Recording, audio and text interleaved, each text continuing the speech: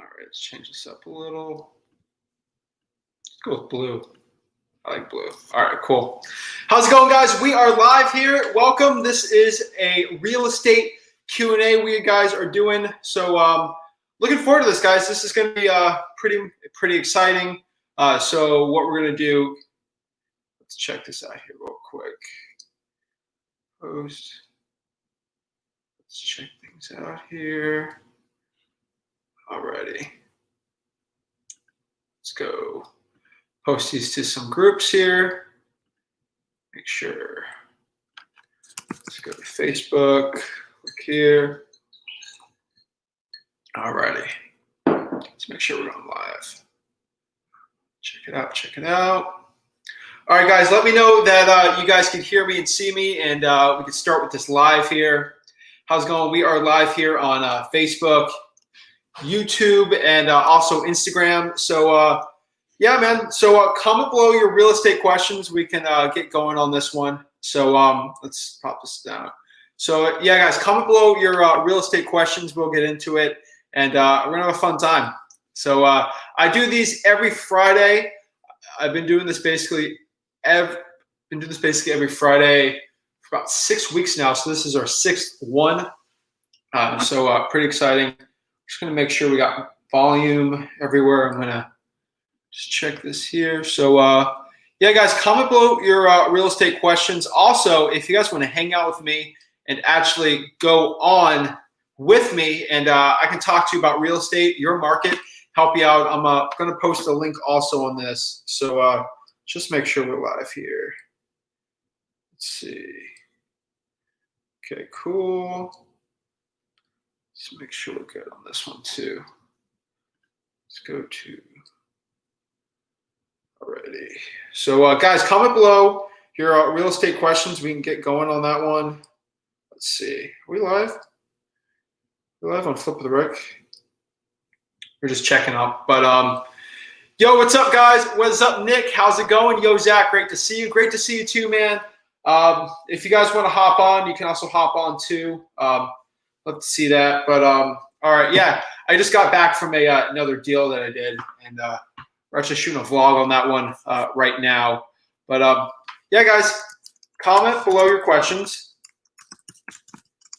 and let's go help people out, man. That's what we are here to do. So I think one of my, I check one setting on here on the comments for the Facebook. But yeah, guys, let the comments rolling in. We can get going on this one. And I think Facebook needs a link here from me. Let's check it. Yeah, guys, so these are usually pretty long lives, but do it for the people, you know? So it's, all right, so Facebook, security settings. I think I can't get on the live streams. Public post, there it is. Let's see.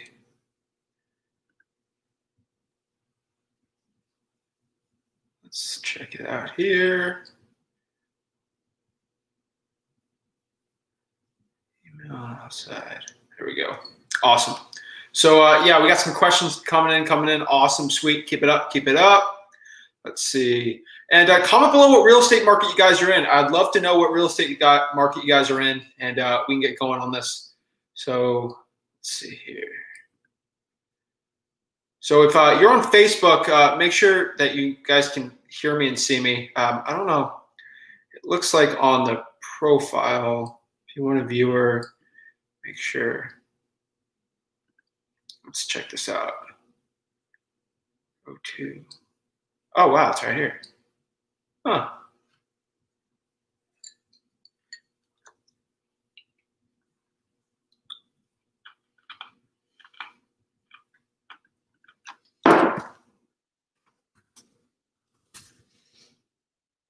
Boom, boom, boom. Alrighty.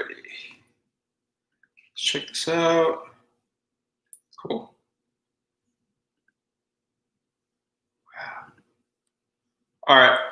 Boom, we're live on there too. Sweet. So I got everything going on here. All right. So let's get our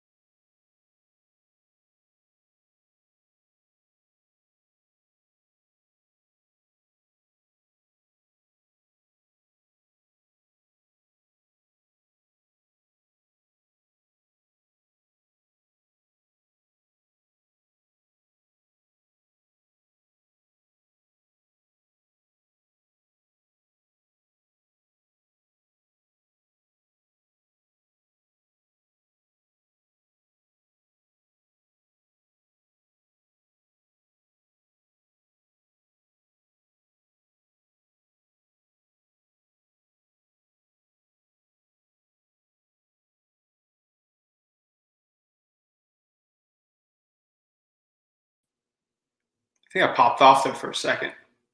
My bad, guys. My bad. Let's see here. Alrighty. So let's get going on the first question here. Let's get live here. I think it's the wrong one. Nope, we're good here.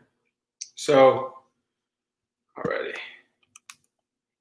Boom. So we're live here on Instagram too. So, all right, guys, let's get going. Let's get going with the first question here, and let's help the people out here. So, again, I'm going to share this with you. There's going to be a quick thing I want to share here. So, if you guys want to hop on, this is the link to actually join me. So, if you guys want to hop on, just talk real estate, have fun, join that one. We can go there, talk everything. Real estate investing, real estate wholesaling, basically anything really. So we're live here on YouTube, Facebook, Instagram, another YouTube channel, guys. We got a million things going on here. But first question here from Alejandro. Alejandro says, when starting out, which system do you recommend? Batch leads, Podio? Again, I guess I can go through all the recommendations. But if I had to recommend something for a system-wise, Podio is the best one, dude. It's basically free. I mean, it's free. I actually have a YouTube. Also, some other YouTubers actually got some good stuff about that too. But yeah, so free CRMs, Podio. They get like 500 contacts for free on that one, and I got the whole tutorial on how to do that. You can get all fancy you want. There's some ones that charge like $300 a month, like that. Shout out to Don Ross. He's got a really good one. But I mean, if you're new, I mean, I wouldn't. There's no other thing to do except for a free Podio. Again, when it comes to SMS, there's some really good SMS providers out there. Batch Leads is probably one of our top ones. Lead Sherpa is another good one. Roar, Smarter Contacts. I mean, they're all really amazing. Again, if you guys are interested in actually text messaging, you can go to batchleads.io and just use the promo code Zach on that, and you can get free text. Not free. On the text messaging side, you get 50% off the first month with that. So, yeah, if that's something you'd be interested in, just hop on that one. But again, for SMS, for the cheapest one, I would say Batch Leads is probably one of the cheapest ones. And then if you actually want to get some of the best ones, Batch is really good. I mean, a lot of them actually use like Twilio. So, I mean, sometimes some are better than others, but I mean, overall, you can't really go wrong. Again, it's the difference really between using the Home Depot hammer and the Lowe's hammer. Like, they're both going to get you the job done. It's just depending on what kind of job you want to do. So, yeah, man. So Batch Leads, Podio is a really good one. This is for wholesaling side. So I'm guessing you're talking about wholesaling. Some systems, if you actually want to pull some data, PropStream's a really good one. List REI is how you get that one off of PropStream. I mean, PropStream's really good. List Source is one of my favorite ones too. There's also some other pretty interesting ones. I found out the other day some real estate investors are making some money. They're using REI Sift too for the data. So check REI Sift out too. Pretty good service. Again, not for the guy who's got like $100 in his bank account for marketing, but it's a pretty good one if you actually want to start getting things going. So let's see here. So we got some questions coming up, man, guys. So did I post? I didn't post the link. Here's the link. I think it worked. Oh no, I did post the link. So no, we'll get to that question. So that is actually the StreamYard link to pop everything on. So go to that link and copy it. You can hop on with me. We can have a chat. We can just learn about your business, and you get some free coaching from me. That's all I want, man. Dude, if I can provide free value and content for you guys, that's all I just want to do. So let's see here. Tyler Austin is on. That is the actual REI Sift dude. Cool dude. Check REI Sift out. Dude's pretty smart. Smarter than most investors. But check that one out. I mean, Tyler Austin, where did you post the link in? It's on YouTube. Flip with Rick YouTube. Zach Ginn YouTube. Check out my Facebook. It's live on that one. So if you want to hop on and just talk, let the people know about things. Again, love to get that guy on the podcast, but just get a little intro and go, man, dude. I go for hours, so I can go crazy on this. But yeah, Tyler, link is not on Instagram. Link is on YouTube, and basically that's it. So let's get going on the first question, one of many, but we're going to get this going. So Alejandro is in the New York metro market. New York, that's a tough market, man. I ain't going to lie. If I was in the New York metro market, I'm assuming New York City. Again, I think they got some other metros like Albany, New York, Buffalo, but I'm assuming you're in New York City. Yeah, I mean, New York City, I would definitely do some virtual investing. I would come to my neck of the woods. I mean, down south, there's some really good ones. Georgia's a really good market. Some places in South Carolina, there's guys doing really good here down south. I mean, it's an amazing market, man. It's really good. But yeah, I got going the south. The west is really good. Oklahoma's a really good. I've seen some people popping out some great wholesale virtual deals there. Shout out to Lauren Hardy. She's a really good virtual investor and a coach too. She's in Oklahoma City. Don't copy her market, but yeah, man. If I can learn from you and you can learn from me, we can get going. Hello from New Zealand, Zach. Whoa, what is up, New Zealand? That is awesome, man. Tell me a little bit about the market there in New Zealand, man. I don't know, like outside the United States, when it comes to like real estate investing and just wholesaling, I have no idea. I think in Germany tell me wholesaling was called like sourcing in Germany. I'm not really too sure about that, but yeah, I mean, anything international, if I can get a knowledge on that, that'd be pretty cool. I mean, I mostly just talk to people in the U.S. So, dude, I love to network with people outside the U.S., but interesting, man. That's dude, that's a weird one, man. New Zealand, man, that's awesome. So Nick's got a question, guys. I'm gonna, before we actually go further on this, I'm gonna tell you right now, before we go any further, you guys got to smash that like button. If you are on Facebook, smash that like button and share. If you're on YouTube, which most of you guys are gonna be watching this on YouTube, smash that like button and subscribe. I'm telling you, I do this for free. I help everyone possible in real estate investing and wholesaling. I don't care if you're a fix and flipper, you're buying rentals here. I go in here, try to provide as much value as possible. And the only thing I ask for in return is to like this and subscribe. The more people that you like, the reason why I ask you guys to like and subscribe is the more people that like this video, Facebook, YouTube, Instagram, more people that like it means the more people that are organically going to find this. And the more people that get on this, which means they get to ask more questions and more people get value from me, because I'm just being honest with you. There's no guru or coach really going live for 2 hours at a time. I did 3 hours like a couple of weeks ago because I had so many questions. Like, there's no one going live here just helping people. There's no catch to this, just to help and network and just help people out. So that's all I ask. If you can do that, I'd be beyond grateful for it. But yeah, guys, let's comment below some questions and let's get to it. Sorry about that, Nick. But Nick asks, are costs from a closing company paid by the wholesaler or investor/buyer? Dude, if us wholesalers have to pay for closing costs, I probably wouldn't be wholesaling. That some of it's expensive. Like, Nick, the buyer, just to make this as quick as possible for you, the buyer actually pays the closing costs. Now, don't let the buyer go trick you and say that they're not paying the closing costs, let the seller do it. It's advantageous for you as a wholesaler, number one, to get the best price possible. And I think you already know that. Getting the best price possible gives you the most deals, right? So the best price possible is definitely what you got to do. But from that reason is to get the best price possible, you got to go to the seller and basically say, hey, I'm paying closing costs, man.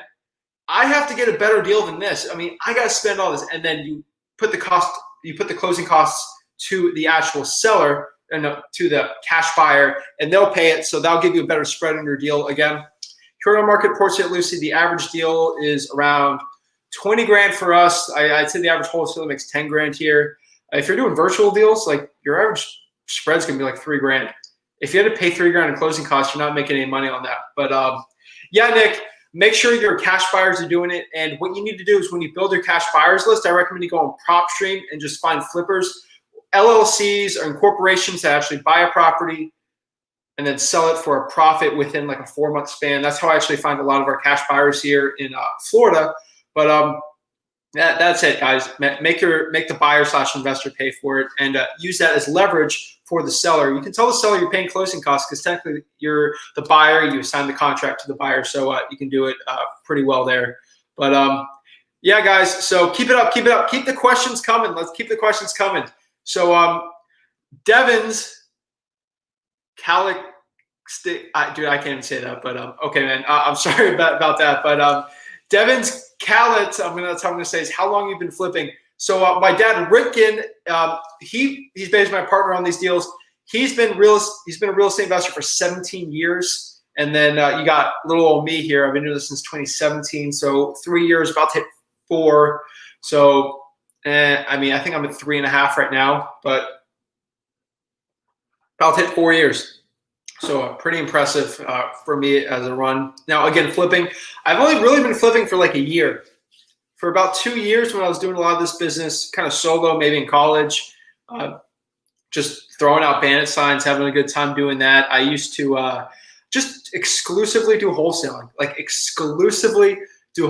and it's fun, but we really like the wholetails. Again, if you guys don't know what wholetailing is the art of actually purchasing a property at a deep discount, putting less than $2,000 in repairs to the property, and then putting it back on the market and then selling it for huge margins. Again, the average wholesale deal we have in our market, because my acquisitions is pretty spot on when it comes to actually these sellers, our average one is about 35 grand. I am actually posting a vlog next week. We recorded that. So I was like a minute late because I came back home, had to clean up real quick. But yeah, that one's gonna be about 40 grand. We got the vlog on that one. You guys can check it out.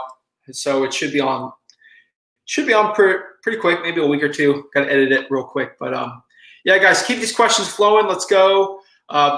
Michael Ginn says Dolphins suck. Uncle Mike, that's my uncle. Go Fins, man. Tua's gonna take us to the Super Bowl this year. No question about it. No question about it. But yeah, man, Alejandro from New York City. He was the one telling us about it. He says, tough as nails, man. LOL, taking about 2 months. Takes about 2 months to close. Are you talking about closing on your virtual deals or closing in like a deal in New York City? Jamel Gibbs, actually, I think he did some deals in Brooklyn. If you don't know Jamel Gibbs, check him out. He's in North Carolina, straight killer when it comes to virtual deals. He did some deals in Brooklyn when he used to live there, I believe. No, he did his first deal as an apartment thing, something like that. But yeah, you can do it in New York City. Make sure it's not Manhattan. Like, you're not going to get a lot of deals in Manhattan, but you can get like Brooklyn, stuff like that. But shout out to you, man. I really appreciate that. So D Guy says, got the priority probate system 2.0. I'm mailing 5 a day starting today. Is that a good number, dude? Thank you so much for buying the priority probate system 2.0. I really appreciate it, guys. Again, if you guys don't know what that is, the priority probate system is basically what we screen out here. It's called PPS. It's basically, so it's probaterick.com. And it basically shows you how to actually pull probate in your market, actually market to those sellers that are heirs to a property with a decedent. So basically the way it all works is someone passes away and that property is just laying there and you got a seller who lives out of state. What you can do with that is you can actually mail or text or call specific keywords to that seller, and you can purchase the property from them. You can actually wholesale the property. Our average probate deal is roughly 40 to 45 grand. That's why they're very lucrative. We got plenty of guys using the priority probate system, actually doing really well. They make about 100 grand a year. I got a new testimonial. I think I posted on there. Dude's making 100 grand a year, lives in California, virtually does probates, and he's just mailing to it, and he's making amazing money. But he's got boots on the ground. Like the dude's smart. But don't think you can buy it real quick and then make 100 grand after like a month. It takes some training in there, but pretty cheap. I think it's like 198 bucks. But we sell a lot of those, and we help a lot of people out. So yeah, dude, I would say 5 a day. You definitely need to pump those numbers up, man. I think what you need to do is you have to send the probates out weekly. So take the probates that you got. We'll show you the secret in there, probaterick.com. But yeah, so what you need to do is, let's see, where are we at? All right. So basically what you have to do here is with a probates, the most important thing is consistency. So make sure you hold the probate every single week and then mail it out there. So maybe if you do 5, I'm assuming you mail it out every day except for Sunday, so that's 30 a week. What you need to do is just pull everything on Monday, whatever all the counties are doing, and just mail it out. The more the merrier, man. Depending on your budget, obviously, but yeah, just get some stamps and keep hammering them, man. It's so profitable, those probate deals. I mean, you got to do that. Make sure you're calling them. Use the scripts that we got. It's fun. So, all right, cool, man. Thank you so much for buying it, though. I really appreciate it. Again, you guys, you don't have to buy anything from me. If I can just bring you some value here for free, spit some knowledge out, I'm so happy for it. But Stuart, my boy Stuart is out here. Stuart from New Zealand says, market is pretty inflated at the moment, but there are many opportunities to do well with renovating and then on selling. Interesting, man. I know a lot of guys that are doing that. So New Zealand's pretty crazy. I'm assuming since most people in New Zealand live in like those crazy like metro markets like Auckland. Honestly, I think Auckland's the only city I know in New Zealand. I think there's another one, Canberra, but that might be in Australia. Honestly, I don't know my geography down there in Oceania too well. But yeah, it's pretty inflated. Australia's pretty inflated. LA's pretty inflated. New York City's pretty inflated. The only big metro that's not too inflated is like Nashville, Atlanta. I mean, some markets are pretty inflated. I would say they're in sort of a bubble right now. But again, if it bursts, it goes down maybe 5–10%. This coronavirus not making anything like easier. But it's crazy market, man. Dude, it's crazy when you deal with like those nutty markets where everything starts inflating like crazy and like everyone wants to sell for $1 million. I mean, you can have all the rapport in the world, but if you got a realtor in someone's ear telling them they can sell it for like 5 cents, like there's like 5 cents more than like what everyone wants to do, it makes no sense. And dude, that's nutty. All right, let's see here. Oh, dude, I missed Mario's question. Oh shoot, my bad, man. We have a lot of questions here. I gotta get on this, man. But yeah, dude, renovating the Burr method's really good too. In out of the U.S., it's a really good market. But let's get to this one. That's a big question, but let me take my time and try to answer this, help you out. So Mario says, "What's up, Zach? I got a question. I'm getting a property under contract, and seller has a real estate friend who's trying to jump in on the deal. She is stating she wants 3% commission and got the seller on her side. I'm not 100% sure what to do with this. I'm just trying to play it cool with both parties. She agreed to pay her fee. But should I make sure I have her sign my contract, or should I have her sign a contract with the seller first?" All right, Mario. So that's a lot to unpack there. But let me get off Instagram real quick. So I think there's a limit on the time on that. But all right. Cool. So, yeah, bro, that's a lot to unpack there. Let's start from the beginning. First of all, a real estate friends always just like they destroy the deals, man. Like absolutely terrible. I hate when the real estate friend comes in and tries to save the day with everything. But dude, it breaks my heart, man. It breaks my heart when you got like a killer deal right there, and the real estate friend comes in, swoops up, and tries to save the day and make everything better, man. It drives me nuts, dude. But yeah, man. So let me see here. So 3% commission and got the seller on her side. I'm not 100% sure what to do. Again, it's such a weird one, man. So when I get sellers like that, the only thing I basically tell them is the property listed with a realtor? So in this case, I'm assuming the seller is not, because the property, Mario, let me know. Say on the bottom, I'm going to skip some questions real quick so you're popping on. But Mario, let me know, is the property listed on the MLS right now? Because that kind of changes the whole situation. But I'm assuming for now, because I think you would have stated that, if the property is not on the MLS right now, you should be able to bypass that. So that's not even a question. I mean, what I say is basically, hey Sally, I know you have a real estate friend here, but do you like paying extra money for stuff? Obviously, the question is no. They're going to say no. And basically, where you go from there is say, then why would I buy something more than what I could buy it for? So we agreed $100,000 on it. Why would I pay a $3,000 commission to your friend? Like, why would I do that? Oh, my friend's great. She helps me. Okay, but if I pay an extra $3,000, I'm gonna have to pay $3,000 less for the property. You're gonna lose $3,000. Do you like? Do you just like throwing money? Like Sally, do you like taking money and throwing it in the ocean or burning it? Do you like burning money? No, you don't like burning money. Then why would you burn $3,000 of potential money by using a realtor? I know she's your friend, but if she's your friend, she should have a fiduciary responsibility to you. And me purchasing this property all cash, she doesn't need a commission. Do you understand, Sally? That's a little unethical. Stuff like that, try to get them going. But I mean, all right, Mario says it's not listed, which is good. Awesome. So let me pull that question up. Yeah, man. So it's such a tough one, man. But honestly, that realtor is being greedy and she just wants her money. 99% chance. I got a lot of realtor friends. I'm sorry, realtor friends, you're going to hear this, but I got to say it.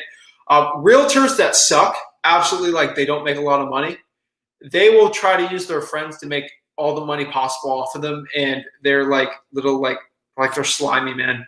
Bro, they're slime. Realtors can get slimy. There's amazing realtors out there. Love them to death.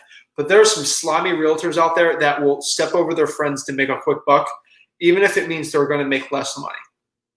That's not the way to do business, man. But that's like, honestly, realtor friends, that's like 1% of realtors are like that. 99% are great, but they all should be wholesalers making more money. But I'm going to keep it out of that one. But yeah, man, that realtor is just trying to get in the way of you making money. I mean, that realtor, if she was actually nice and she actually wanted to help you, actually help her like friend, she would say, why don't we put it on the market and sell it for more? She's not even saying that, which is kind of weird. And again, if the seller seems like she doesn't want to use a realtor, Mario, what I would tell her is this. First of all, I play this game. Hey, Sally, did you put the property on the market with her? No? Then she doesn't get a commission. If you list on the market, I'll give her. I have to give her a commission, but you didn't sign a listing agreement. No contract signed. Duh. So I mean, bro, that's crazy, man. But basically, that realtor is just being a. I'm not gonna say it, but the seller's 90 years old and she doesn't mind paying her. She wants her in it because in the past she helps her out. Okay, I mean, just. I mean, bro, like how much of a profit are you trying to get on this deal? Like if you're going to make like 20 grand and the seller's going to pay for it, I mean, let her give it. I mean, I wouldn't, seller's 90-year-old man. First of all, Mario, you come into an issue there when you're dealing with a 90-year-old seller. When I deal with plenty of 90-year-old sellers all the time. I'm in Florida. There's a lot of old people everywhere. What I do is before I put the property under the contract, I ask them these questions. You need to ask these questions when you deal with 90-year-old sellers, just so that it's ethical, so I can sleep good at night. Like I'm not buying a house from a 90-year-old to make it fit like 60 grand. I never do that. For a 90-year-old, I might make 5-10 grand, and I'm in their best interest, especially if like old lady's like alone or something like that. So when a 90-year-old, you need to actually call 90% chance that 90-year-old has a daughter or a son. Make sure you call that son or daughter, get their phone number, and say, hey, I'm about to actually purchase your mom's property. I just wanted to make sure, let you know that this is what I'm doing. Is she okay? Does she have any other family? Is there any decision makers that need to be done with this? You don't want to be that guy that puts her under contract when she's 90 years old and like for 100 grand, the things in like San Francisco and the thing's worth $2 million. Don't be that dude. But Mario, you're not that dude. So I know you're keeping everything pretty ethical and good. But what you got to do, Mario, is make sure you get all the decision makers for the family. Make sure you get all the decision makers on the family okaying you putting this property under contract and going from there. So that's what I do. So the numbers here, ARV is 111,000, asking 48 grand, needs 25 in repairs. So some quick math. Yeah, you can make 5-10 grand on that. I mean, I'm assuming it, but I don't know. I definitely have to see pictures of it, but it looks like you got some money in that though. Looks like you make some money off that. Again, I I would try to get a little better price. So if the realtor is actually fighting on price, to just say you should list it. Again, ask the seller why she doesn't just put the property on the market, and she'll give you an answer. She doesn't want to deal with all that. So yeah, bro, just put it under contract. I mean, get the best price possible and just try to make it work. If she's not budging on that realtor thing, there's nothing really much you can do, man. So let's see. Let's go back up here. So Stuart here. Let's see. All right, bro. Okay. So Stuart here says, where do you see the balance between renovation item quality versus price, as in making sure you invest enough into renovating a property to make sure it gains value without going over budget? All right, man. So a lot of our guys are wholesalers. We got some investors. I got some rental dudes in here. It seems like you're interested in flipping, which is awesome. So what you really need to look at a property, there's some pretty interesting things, making sure you're actually going to make a nice profit on things. I think one of the most important parts is seeing how much the property is going to sell as is. So let's say you buy the property for, I know you're New Zealand, so you're probably, everything's crazy inflated there, but I'm going to use just round numbers, $100,000. I'm going to do it American just because that's the only way I'm going to do it. So let's say you buy it for $100,000, and from the MLS, let's say you're trying to flip this. And again, I think you should buy it off market, but you're in New Zealand, so I got to look at the laws for you. But let's say you buy it for $100,000, and you think if you put it on the market, sell it for $120,000, which is a $20,000 profit. I mean, that's a wholesale right there. That's not bad. No sweat off my back there. Make 20 grand.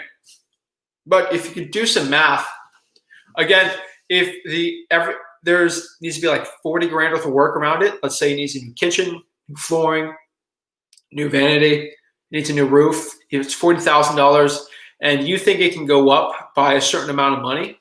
You need to decide what it's going to be. Usually, a good rule of thumb that Rick likes to do is if I have to put $1 in, I want to get $2 out of it. That's the way that Rick likes to do it on the flips, because he's a little crazy. He doesn't like flipping, and if he's got to flip, he's going to make it worthwhile.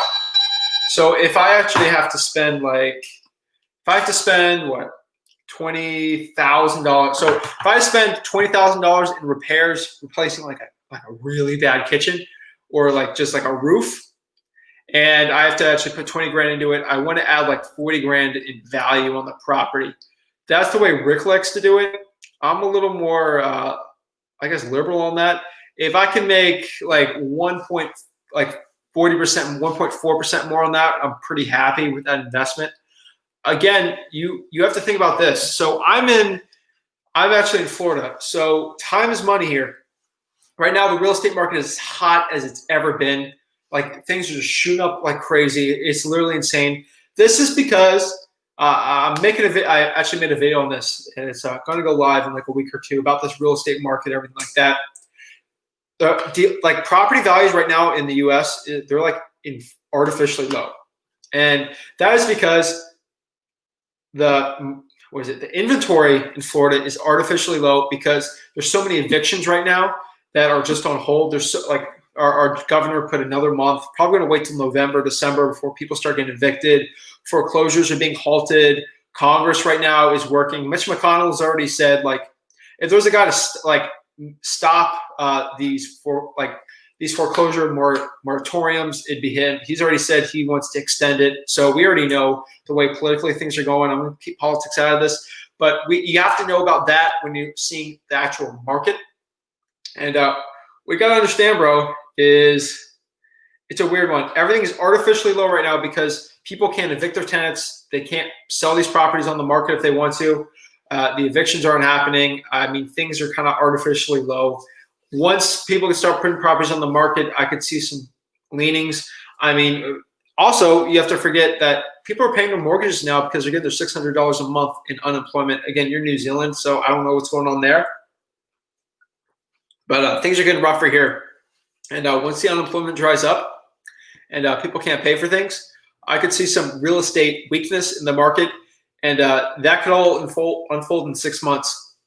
So the point I'm making on that is if you know like there's going to be some market weakness coming into the future, why would you Like, why would you renovate for 6 months if you know market's probably going to go down in 6 months? Why don't you just put it back on the market and sell it within 3 months? That's the way you have to look at it.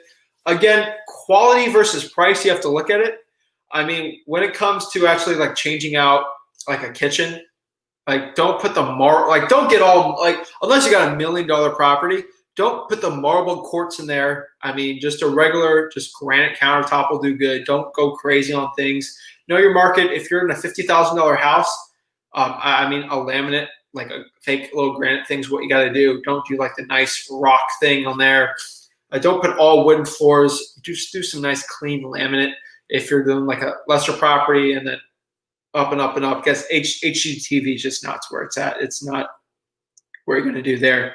But let's see here. So we're getting some more questions here. Come below your questions here. So let's go to the next question. Hopefully that answered it. If it didn't, let me know. D Guy says, also, do you find the address of the decedent? My county site only gives me the applicant address. Let me know what market you're in. Usually the decedent's name's attached to that. So you have to change maybe the mailing. So if you only have the PR, which is the personal representative, what I would do is mail to the PR, say sorry for your loss, and then I would put something. I mean, I gotta DM you. I can't really give you the full thing because you guys have no context because you really didn't go through the course. But when it comes to only having the PR, I would say sorry for your loss. If you're interested in selling any property, I'd put that in there. If you get their property, I'd put that in the certain merge thing on that. But I'm getting text from like, I got a painter at a house. He's driving me nuts. But yeah, dude. So I hope that helps. Let me know. Let's see. What's up, Jason? How's it going? How's it going, buddy? Let's see here. So Rob, got a question from Rob here. How's it going? Rob says, put it in your contract as a wholesaler that buyers pay all closing costs, 100%. I already make the agreement. Again, I can be a little more flexible on it, just because when I talk to my cash buyers, I kind of make them just like, if you're on my cash buyers list, you're lucky. If I give you an opportunity, you're buying it for the full price, and helps me a lot on that side. So I 100% recommend it. But yeah, do that. Sweet. So Alejandro, awesome, sick man. When jumping into a virtual market, what would you recommend the procedure be like? Okay, so when jumping into a virtual market, there's honestly 3 things you really need to focus on. First of all, you have to find the right market. Second, you need to research parts of that market. And then lastly, you have to research what is the best marketing strategy and vehicle to do it on. So I'll break it down for you. So the first one you have to do is find the right market. Now, the best way to find a virtual market is just to find other people doing really well virtually investing. Go to the average Facebook group and just see how well they're actually doing in their market, and just find it. A lot of people like to brag about how much money they're making in their little market, and they'll like spill the beans out. Like Wichita, Kansas is like, dude, I'm making 50 grand here. Look at that, I'm killing it. And then you see like 5 other people say they're killing it, Wichita, Kansas, and Alejandro, you can be like, hey man, I think Wichita, Kansas works. That's the way that you find some little niche markets. That's what I recommend. That's a pretty good one. I mean, another way to find it, you can go on PropStream, go to listrei.com, and there's some like heat maps you can do. We have some pretty good videos on that too that can actually help you out. Again, I would be wary on some things when it comes to PropStream with the heat map type thing on there, but you can see the changes of pricing. Actually, when it comes, you can see that the changing of pricing in certain states and markets. Again, like if you go in Port St. Lucie where I am, you can see things are actually going up. Maybe if you go in like Chicago and some like rougher areas where it'd be blue for like things are going colder. So that's the one thing I can tell you when it comes to actually finding a good virtual market. And second is to actually find what parts of the market are good. So let's say you find Wichita, Kansas. That's your place. Like that's it. Or Albuquerque, New Mexico. That is what I want to do. What you want to do there is find the right areas. So you're going to have to find the hot zip codes in the area. Then you're going to have to find the hot neighborhoods and streets. You can easily do that by watching, again, what other people, like see where people are posting deals. And then you can also go on ListSource and find where cash transactions are. You can find where cash transactions are, like the most cash transactions are happening per zip code. You can do that and then cross-reference that with the PropStream data. I'm going to get really confusing for you guys here. I'm really sorry. But for the higher level guys, I guess, so use the PropStream for that and match the zip codes with the ones that are actually going to buy. Find the high cash transaction areas and then find where the high amount of market appreciation is happening there. And if you mix those two, you can do pretty well. Again, just fish around, cast a wide net and see what lands. I mean, we've had years in my virtual markets where I've actually pinpointed things out pretty well, and that's where you get the best ROI from. So that's the second one. So the third one is what marketing channel works for you. Again, you have to figure out what's really well in there. Again, maybe direct mail is the best one in there. Maybe SMS is the best type of marketing you can do there, and then maybe cold calling. You're going to have to experiment. So maybe you do like a 2,000, spend $2,000 in like marketing, and see where that lands for you. And if you're spending $2,000, you make a good ROI on that one, and then do a SMS blast and check it out. If you guys want to do SMS, you just check that one below. But yeah, I just had Annie on. She's really good with batch leads, but check it out. Try an SMS one. SMS has always been the best ROI for me, in my opinion. I mean, it's just been the best one, hands down. But and then try cold calling. Again, why I prefer texting over cold calling is just the time part. If I had to get a deal cost-wise, like if I only had $100, I would cold call. Now, if I had $500 and I could leverage my time talking to sellers, I would do the SMS texting. I use batch leads. We actually shifted from Sherpa last month. I had a podcast with Annie. She convinced me to go to the dark side, the blue side, batch side, and really fun. So I enjoy that. Talk to the owners there. Great people. Check that one out. But it's a good one. And just find the best one that's got the best REI. Obviously, you can do like door knocking. You can do, I mean, some other ones. I mean, there's a million ways you can market for wholesaling. I'm assuming you're interested in wholesaling, and you can do well in that one. So let's see here. So we got more questions popping in. Awesome, guys. Let's see here. So a question here from Nick. Nick says, once a contract is signed, then checked by a closing attorney, and if there has to be changes, could the contract be adjusted then? Dude, don't let anyone change your contracts, man. Don't do it, because a closing attorney. Are you saying that the seller is wanting you to change it? Is the seller's closing attorney? First of all, I don't really want attorneys meddling in with the sellers, because first of all, they always ask for stupid demands just because they want to get paid and they want to show, hey, the reason you're paying me is because I saved you from this specific thing. You can actually buy a piece of real estate on a napkin. That's the honest truth. But real estate attorneys like to get cute with their little, oh, he says he will buy it in 7 days. He's got a 7-day inspection period. What I prefer is a 6-day inspection period. And they like attorneys like to nickel and dime you. Again, them talking to their clients like that, they make money every single hour. They bill them. They got billable hours. So that's why they just want to spend as much time doing stupid stuff with sellers and contracts. So if a seller says they want to talk to an attorney or review the contract with an attorney, again, they're just checking you. They're trying to see what's your reaction to it. Because if you freak out like, oh, are you sure you want to talk to an attorney? Then things get a little shady in their heads. What you got to do is when they ask, hey, can an attorney go check this contract out? I said, sure, do it. Half the time, they don't want to pay for an attorney. That's what motivated sellers mostly are. They don't want to pay for attorneys. They don't want to pay for a realtor half the time. Why are they going to pay for an attorney? So you got to think about it like that half the time. But yeah, usually they're just trying to see your reaction to it and see if it's a legit. They might ask if this is a legit transaction by just asking for an attorney. And if they do, more power to you. But let them do it. But don't let a closing attorney, especially yours, change your contract. Again, if you want to get a free contract, you can go here, flipwithrick.com/contract. That's where you get a free wholesaling contract. We got free contracts. That one is attorney approved. Done plenty of deals with that one. It's real simple. It's one page.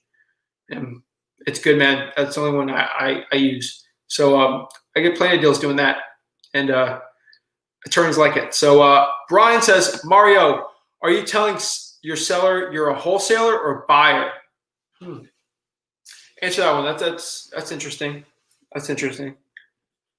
See here, guys. Comment below your real estate questions. I want to keep going. So having a fun time with this. So keep it up, keep the questions going.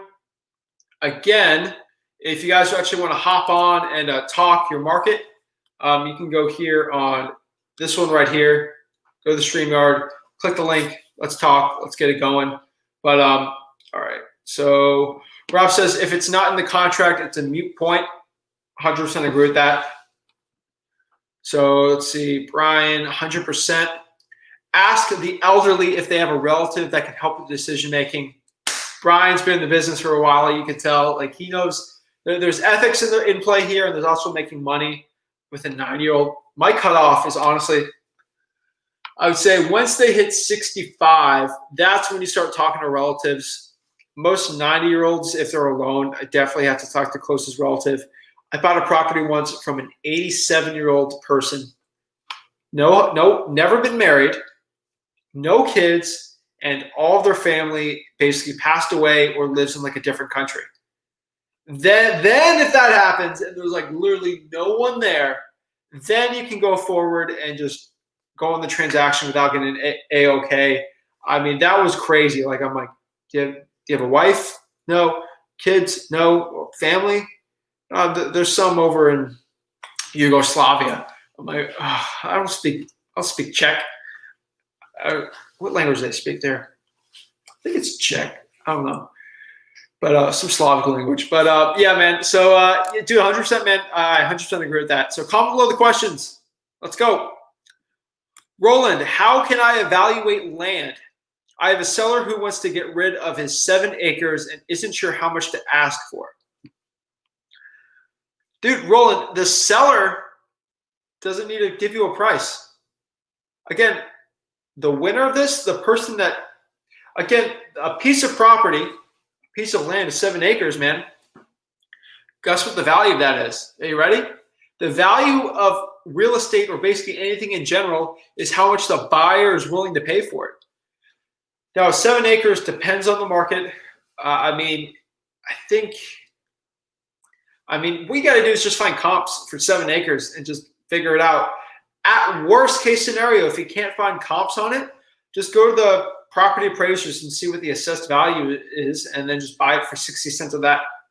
And again, if basically, like, if I'm dealing with a seller sometimes, I would get the lowest price possible. Like, I want to buy this for $10. Like, hey, Mr. Seller, can I buy this for $10? No, $2,000.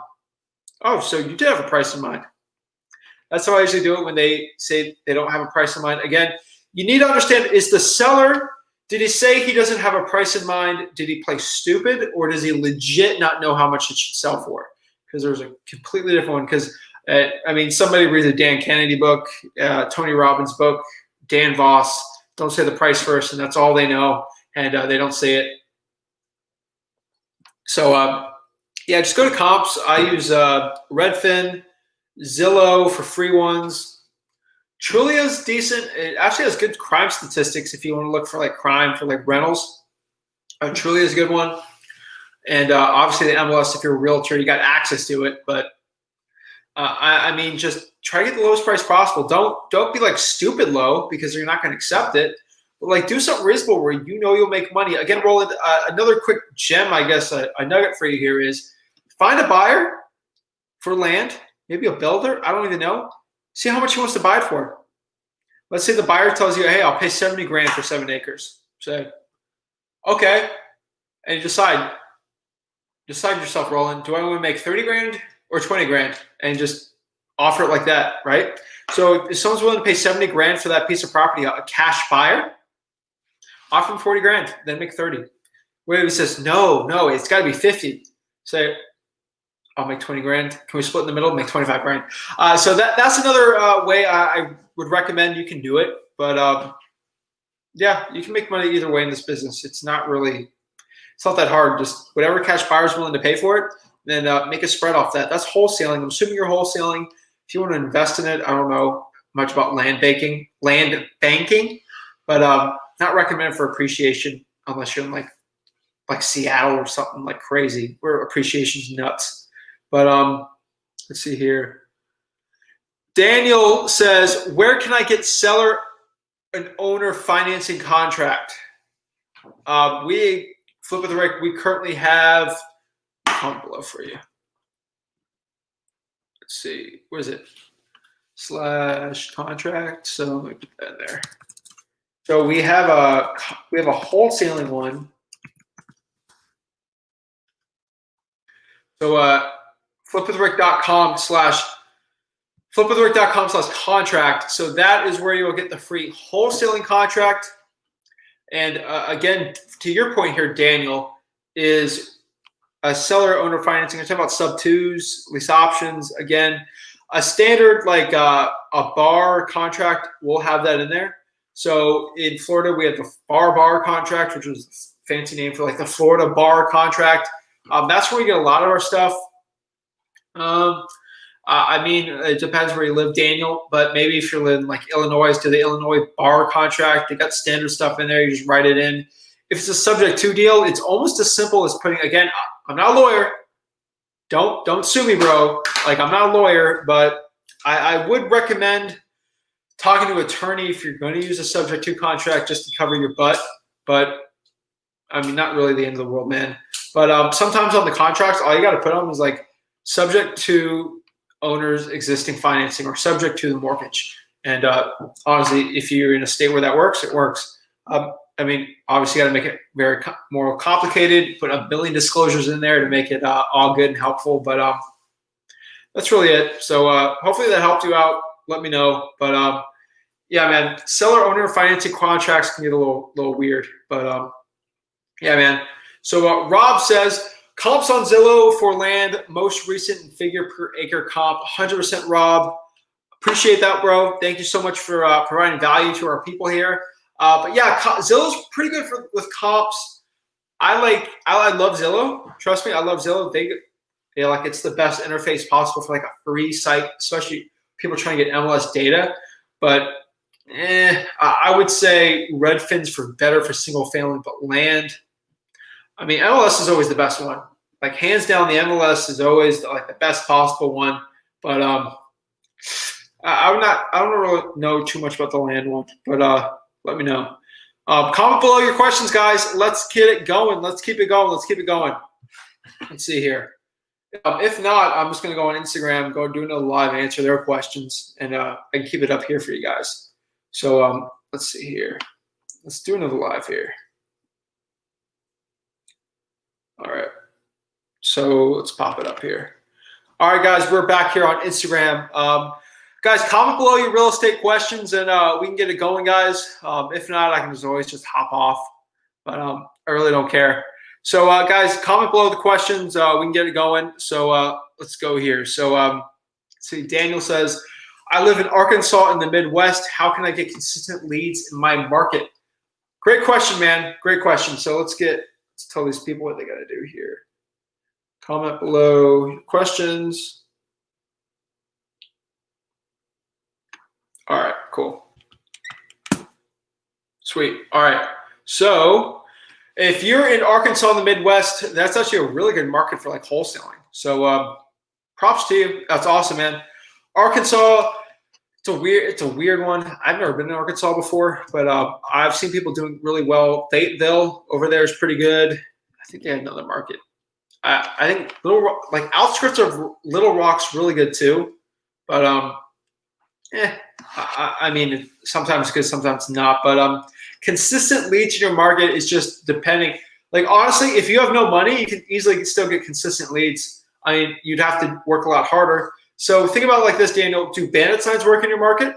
I love bandit signs. They're really good for consistent leads. You got some more money, direct mail is always the best one for like consistent leads. Not everyone really doesn't have the money to be doing that. So either you just pull a high equity list off a listsource, PropStream, whatever one you really want to use, and then you can just cold call like a high equity list. And then if you like, I'm going to give you a million examples right now, so you don't have to give me the excuse that you can't find leads. Pre-foreclosures, go download like the DoorKnock app. That's a new one. Actually, not DoorKnock. It's called GoKnock. Yeah, it's called the GoKnock app, and pull it. It'll actually pull pre-foreclosures in your area, and it'll give you like a Google Maps type thing. I'm going to record a video on that soon, but I'll give you a Google Maps thing, and you go knock on people's doors. and get subject to deals. And you can always wholesale a subject to deal. So that's a pretty good one. It worked pretty well for that one. If you don't have any money at all, you can just door knock. Driving for dollars is another one. Like if you got gas in the tank, you can go drive for dollars. That's another way to get deals. Use Deal Machine. I mean, honestly, there's a million ways to like find consistent deals. It's putting a consistent marketing effort together and just executing on that marketing plan. So we made our marketing plan in 2020, and we kept it going pretty well. But yeah, man. So hopefully that helps you. But consistent leads, driving for dollars, cold calling, SMS, direct mail, driving for dollars, door knocking. I mean, there are a million things you can do, bro. Also, you can do referrals too. I don't recommend you like buy big billboards out and say we buy houses, not worth your money, man. But yeah, bro, tell me what market you are in Arkansas. There's a lot of, like, honestly, I got subscribers everywhere. I got plenty of friends on Facebook. If you came from me on Facebook, thanks. I actually just started my Facebook. I had it, but I had like 20 friends on there. Started connecting with some more people, going on some more podcasts with them. So I'm really starting to push more content on Facebook. Same when I go on YouTube. Same when I go on Instagram. Just another channel to do it. I got some free time. Crazy I had to do this product launch thing. Got all the content done now, so I got some more time to help you guys out here on Facebook. Podcast going like crazy. Really exciting about that one. But let's do Instagram. Let's do an Instagram question really quick, guys. So let's see here. I haven't been following you for long, but was curious. Do you strictly wholesale? That was from Keystone Home Buyers. Keystone, I guess you're in the Keystone State, maybe Pennsylvania. Not sure, but no, I don't strictly wholesale. Like my first 6 months of real estate, when I made like $100 grand in like high school doing it, like strictly wholesale, cash buyer. Like I actually sign a contract with a motivated seller, find a cash buyer, profit in between, get the check, run. That was pre-COVID. Don't pick up checks anymore. Got to get them wired to you. But no, this is Flip with Rick. So I'm live here on Flip with Rick. So on Flip with Rick, I mean, we help everyone, man. I help everyone actually investing in real estate. Let's say you have a W-2 job and you just want to buy a property and have a rental. I love helping you guys with that. I love helping guys in wholesaling, just making a profit for yourself, getting that side hustle going. If you want to get rentals, I love helping people with creative finance. Dude, everything real estate, I've done it all. Rick's done it all. He's been doing 17 years. I've been doing it all for 4 years. So I can't call myself a know-it-all with a lot of things. A lot of things I might need to ask Rick on, but when it comes to sellers, bro, I've dealt with them all, man. But geez, man. But yeah, dude. So not strictly wholesaling, man. I do it all. I do a lot of wholetailing. So if you want to be in flipping, the flipping business, putting 60, 70 grand in the market, that's the only one I don't have like extreme experience on.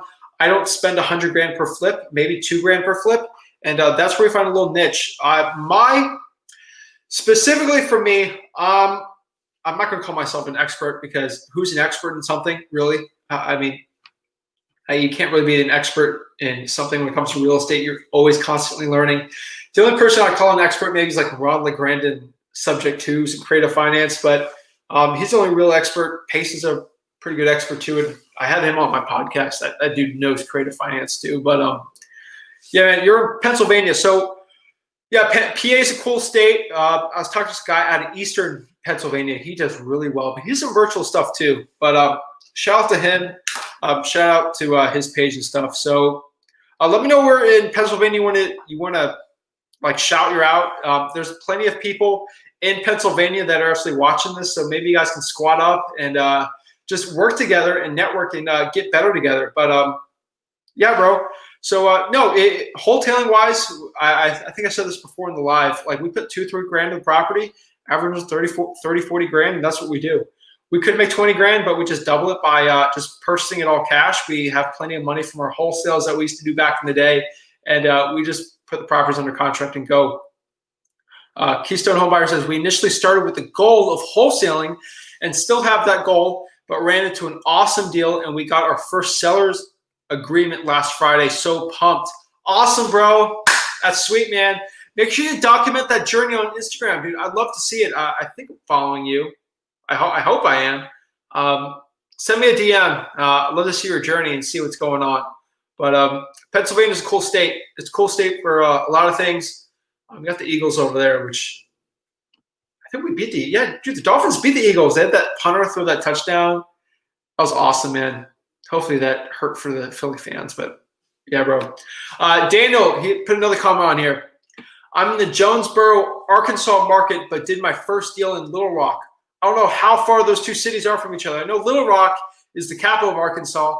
Guys, if you're watching this and you're in Jonesboro or Little Rock and you want to help him out, go direct message him. If you're on YouTube, go on Facebook, search Daniel Bope, and help him out, guys. That's what we're here for, man. We're here to help people out. That is the goal, man. That is the goal. So help him out, guys. Nick's Ruderi, Real Life Money says, I just made my first cold call and left a message. Super nervous, but I finally did it. Haha. But would you say follow up after a week or so? Nick, pop on the StreamYard. I want to help you out. Let's do a quick training. I would love for these people to actually hear a quick training from me for cold calling. I'd love to help you out too. Again, the reason why I like doing that is because, like, obviously you're super nervous for your first call, and 100% agree, dude. I was so nervous when I did my calls, but it's just talking, like what Brett Daniel said on the podcast 2 days ago, Wednesday, is talking to people. There's some specific things you can say to help people out with the cold calling, but actually getting in front of someone, maybe like via like video chat, and just oh my gosh, just like getting over that fear and just like getting in front of people. Like, it took me a while to be in front of a camera, be natural. I'm not really natural in front of a camera, but the better than what it was a year ago. But yeah, bro, hop on the StreamYard and just make yourself accountable. That's what I would recommend, and just getting in front of someone and just doing a quick training. I promise it won't bite, but just to help you on, and help you kind of do like some mock cold calls. And I think it'll really bring some value to the people. If not, if you don't have a cam, whatever, let me know. But yeah, the link's on there. But yeah, dude, hopefully we can help you out. Let's see here. All right, so we got some people on Instagram popping up. What's up, guys? What's up, guys? What's up? What's up, Cedric? Yamari, how's it going? Got Prestige Acquisitions Group going on. What's up, guys? Lake Creek Ventures, Ricky, not Rickin, but Spiff's on here, and List with Mike G. What's up, guys? What's up, man? Let's see here. All right. So Daniel says, try again. Comment below your questions. Hop on. Let's talk. Let's see. But yeah, guys on Instagram too. Got any questions? Let me know. Daniel says, try to do a subject to deal, but don't have the contract for it. We don't give out subject to contracts. I mean, we do it in university, but like, I can't give a free one out. Just there's too much liability for myself. People really don't give one out. Again, you just go to Arkansas and find the FAR bar contract, and then just put subject to existing debt or mortgage in place. Let me search this for you.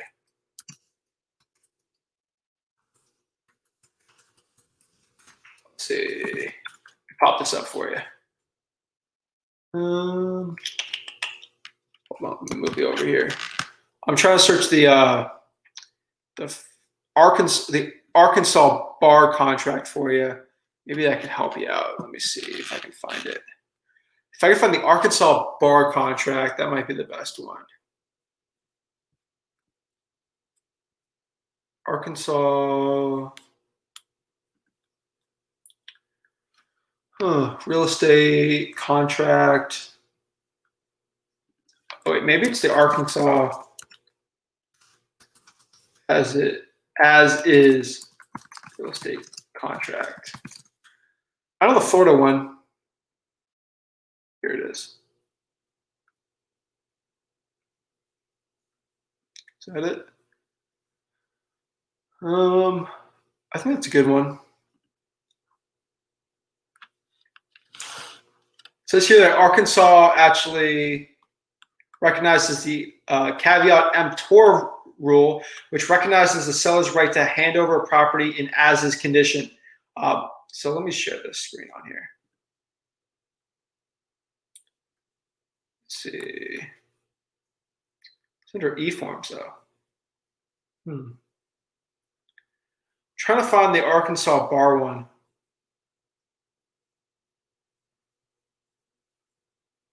Help you off here.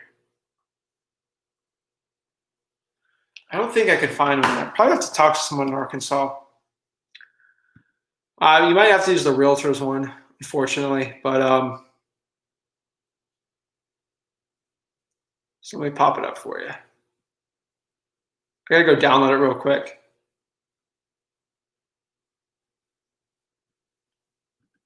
Give me a second here. Guys, comment below your questions too. I'm trying to pop this up for Daniel. Form Arkansas.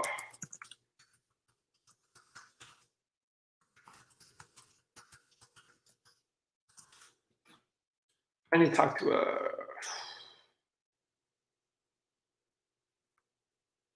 all right, that might work. So let me pop this up.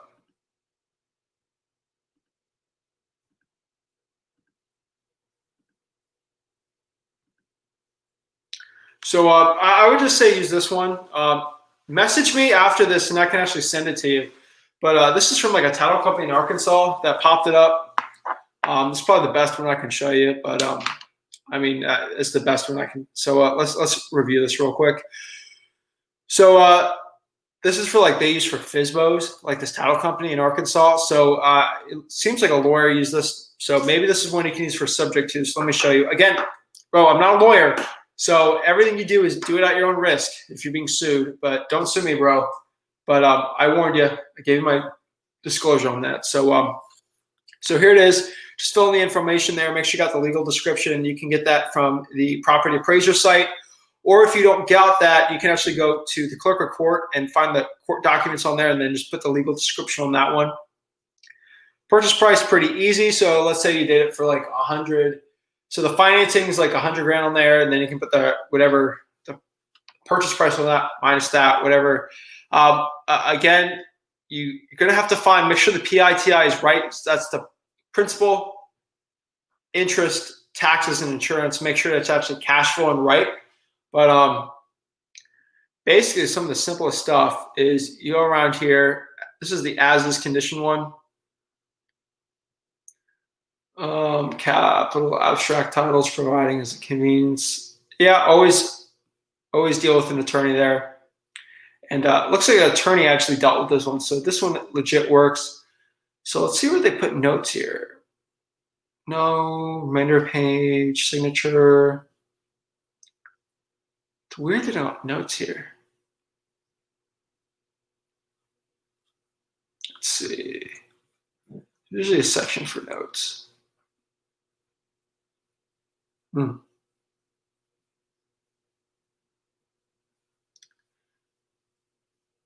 So I just add another thing on there, and just basically on the notes and extras on there is just put property subject to existing financing in place for the mortgage. I got to find the exact verbiage you should use, but that's what I recommend, guys. So that's it. If you want to ask me more questions, I'll be around for like one more minute, and then I got to hop off here. And that's basically it. So let me know, and then we can get going on this. So couple other questions. If not, I'm just going to hop off. I'll give you like a minute, but that's really it. So let me check here. I always get a bunch of DMs for like real estate questions, but Jesus, a lot of questions today. Flip with Rick. Okay. Yeah, dude, I'm just going to hop off here. But thanks, guys. I really appreciate just joining me here for a quick hour. I didn't really send an email out about this one. It's kind of like a little impromptu, but every Friday, usually at about 5, I do a live like this. So thanks, guys. I hope you got some value out of this, and if you did, really appreciate it. Have a good one, guys.